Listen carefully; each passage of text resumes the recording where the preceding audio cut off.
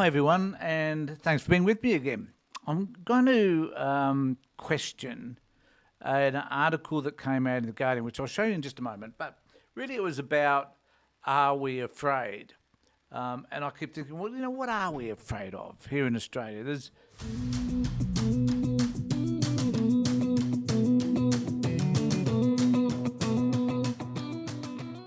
apart from being afraid of boxing kangaroos, uh, snakes in our living room, poisonous spiders, sort of everywhere.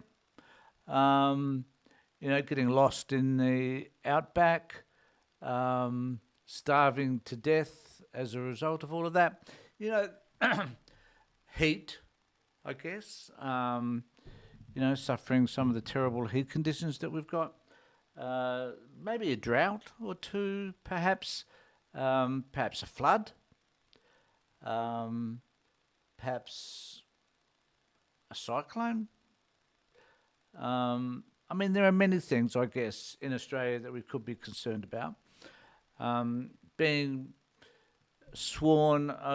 taken over by immigrants coming across our border. That doesn't seem to be a thing right now because we're surrounded by water, so they tell me. There's lots of things that we could be worried about. We could be worried about a government losing, Labor Party losing the election, and all the Libs and the right storm Parliament House and take it over for some reason. Don't know why. It's not like we have to verify votes or anything. Maybe taking over the Australian Electoral Commission and seeing what they're doing, because they clearly must be corrupt if one side wins and another side believes that they shouldn't have won. So maybe that's something that could be worrying about. The other thing that could be worried about too is if our legal system chose to say they chose to prosecute Peter Dutton because he embezzled money for all of his childcare centres that he owns. Maybe that could be something that would be. We have a corruption commission though, that one would hopefully deal with that. Perhaps we could prosecute someone, a prime minister perhaps, who decided to become a minister for a whole lot of other ministries and didn't tell anybody.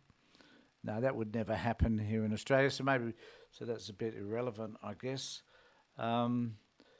There are, maybe we could prosecute a government for choosing to illegally seek money from the poorest people in Australia by telling them that they owed money to Centrelink.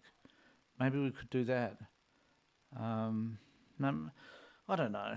There's probably no reason in Australia to be afraid of anything, because we just don't have those things happen here on the whole. So maybe there's no need to be afraid. But this article did cause me to think about how we may respond to events that are happening overseas. And I've often said that it's unlikely that those events that are happening overseas will happen here because we have a different form of government than they do in the US, thank God. We have the same degree of morons that they do to some extent, maybe not to the extreme perhaps as they do in the United States in terms of people like Steve Bannon and Donald Trump and Stephen Miller and others. We have our crazy people. We have Senator Antic and Senator Bobbitt and Senator Hanson, and we have a few. We have a few, but they're not really in specific areas of power, as in being in the government or even being in a major majority on the coalition, apart from Senator Antic. So I guess we don't have any great threats from that side of politics, from the extreme right wing part of politics. But the article was Australians mostly have little to worry about. So why do we succumb to fear? That's what the article is about.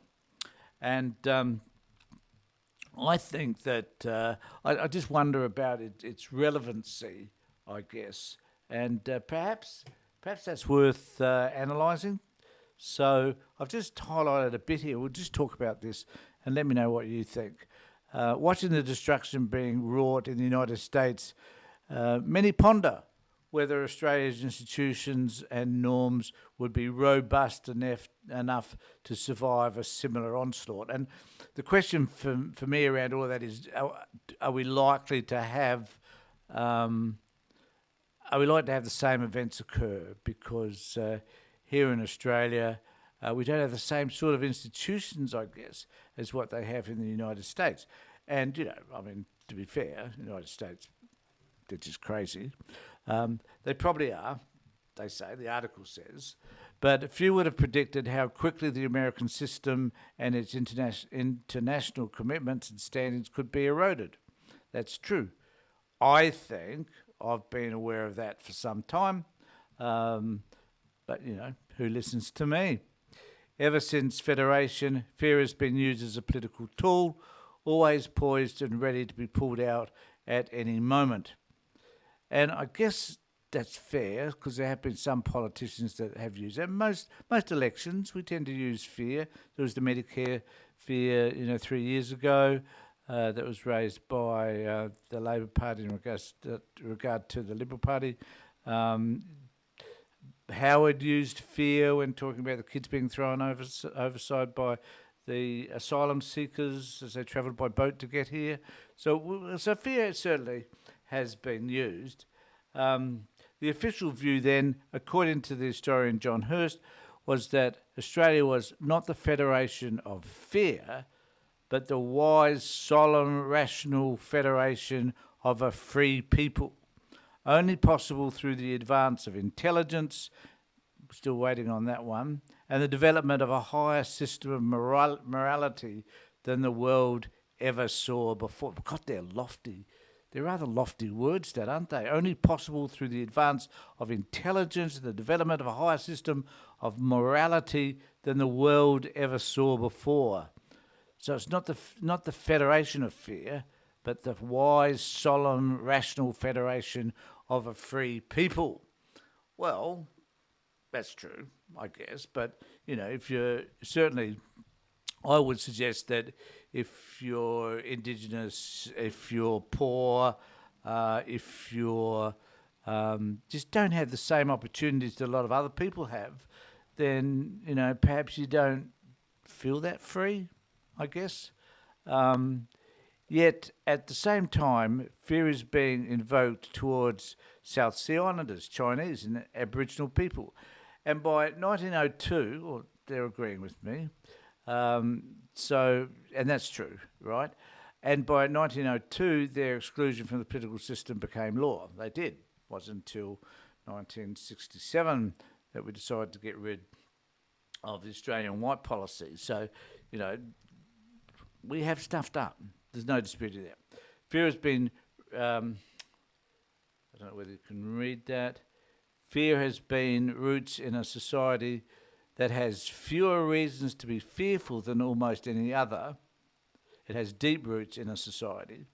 And if it is not as fair as we'd like to believe, that's true. Australia generally works. It is rich. The people are educated. It has no land borders, as I discussed earlier, a wonderful realisation. Its democracy is intact.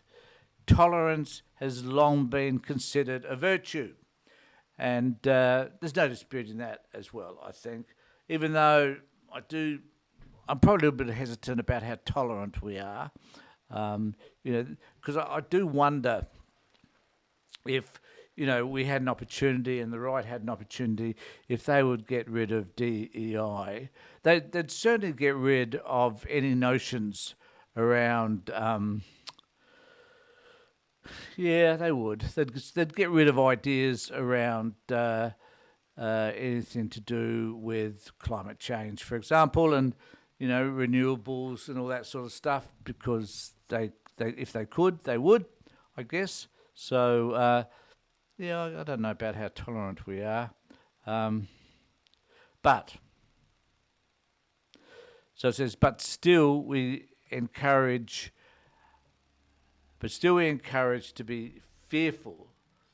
And this is true. This is true of others, of abandonment, of what the future may hold. Oh, I agree with those. I don't know. What do you think about it? So we're encouraged to be fearful of other people, people that we don't understand, other religions, other people that have different colour skin, people of different educational backgrounds, people who come from a different culture, which is really odd, given that we're a multicultural society.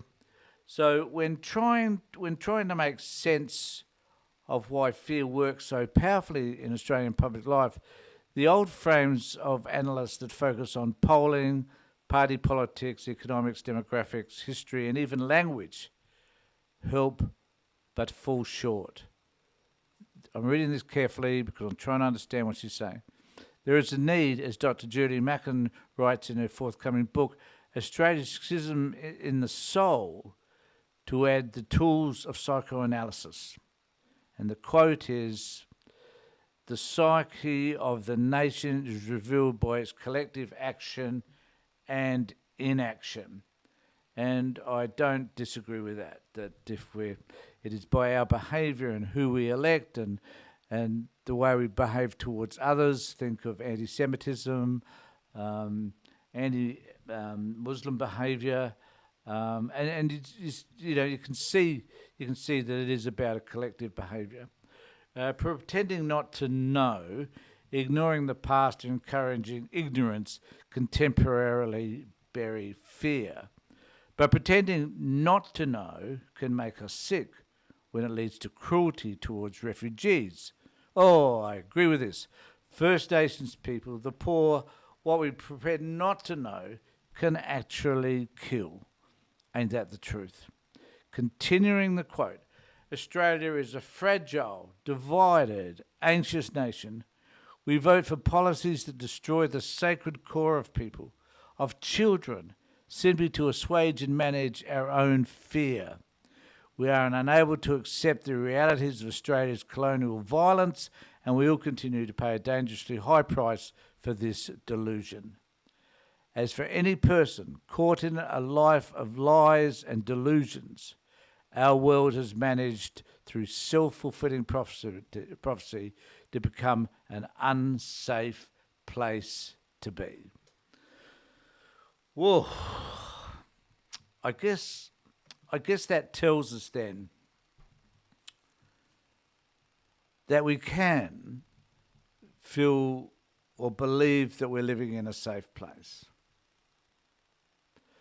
But when you look at the history, which a lot of people would like to ignore because they're fearful if they're confronted by the history, they might have to accept some of the shortcomings of our ancestors, but also maybe our own. So it becomes important, therefore, to think more about the history and the reality of our past. And by not paying any attention to that, we are, in fact, delusional. So are we afraid? Well, I think we are, as it turns out. And for many people that live in Australia, where we have this sense of freedom, there are issues, though, that we're fearful of confronting. And I think that's the point. Whether it be the inadequacies that sit in our community, the racism that is present, the anti-Semitic and anti-Muslim responses that we have, the intolerance we have for differences, the exclusion of gay and transsexual people, LGBTQI people in general, and the fact that we struggle to accept differences is a fear. So after all of that, let me know what you think. I know most of you will, so some of you will. So put something that's in the comment section below. Remember to subscribe to my channel, ring the bell for further notifications, so that we can have more of these chats. In the meantime, take care, look after yourselves, and more importantly, be safe.